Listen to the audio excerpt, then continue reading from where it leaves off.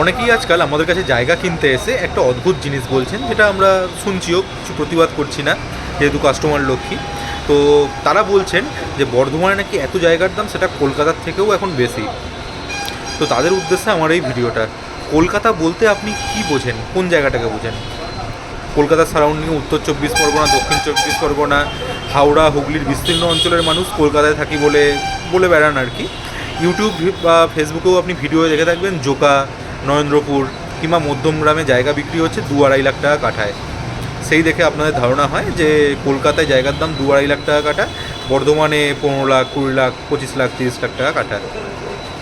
কলকাতা বলতে যে জায়গাটাকে বোঝায়, যেটা আপনার বড় বাজার হতে পারে, যেটা আপনার পার্ক স্ট্রিট হতে পারে, ইভেন আপনি ধরে নিন সল্টলেক, নিউ টাউনও ধরে নিন, যেগুলো নতুন জায়গা, আপনি সেই সব জায়গার একটা প্লটের কীরকম দাম হয় একবার খবর নিন।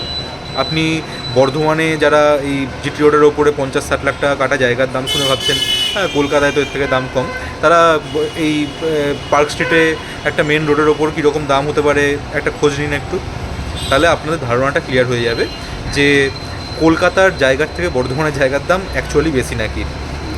এবার আমি যদি আপনাকে বর্ধমানে জায়গা দেখাবো বলে শক্তিগড়ে নিয়ে গিয়ে বা রসুলপুরে নিয়ে গিয়ে জায়গা দেখাই, দিয়ে বলি যে 1 লাখ টাকা কাটা, তাহলে কি সেটা অ্যাকচুয়ালি বর্ধমানের মধ্যে জায়গা দেখানো হলো? ঠিক সেরকমই জোকা কলকাতায় নয়, নরেন্দ্রপুর কলকাতায় নয়, মধ্যমগ্রামও কলকাতায় নয়। কলকাতার জায়গার দাম আকাশ ছুঁয়ে গেছে একদম। কলকাতার জায়গার দামের সাথে বর্ধমানের জায়গার দাম কোনোভাবেই তুলনাযোগ্য নয়, অন্তত এখন পর্যন্ত।